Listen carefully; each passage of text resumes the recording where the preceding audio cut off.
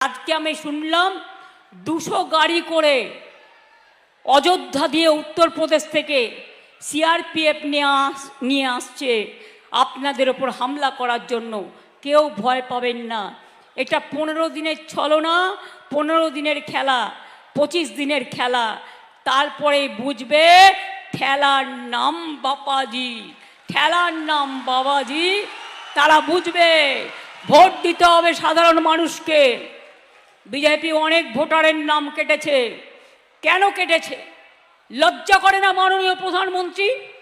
বিহারেও বলেছিলেন খুশবৈটিয়া, আপনার দায়িত্ব, বিএসএফ বর্ডার আপনার হাতে, আপনার হোম মিনিস্টারের দায়িত্ব, সিআইএসএফ আপনার হাতে, সিআরপিএফ আপনার হাতে, আইটিবিটি আপনার হাতে, প্লেন আপনার হাতে, ট্রেন আপনার হাতে। তাহলে যদি কোনো খুশবৈটিয়া কোথাও ঢুকে থাকে তার জমিদারি তো আপনার। আপনি আগে পদত্যাগ করুন, তারপরে খুশবৈটিয়ার কথা বলুন।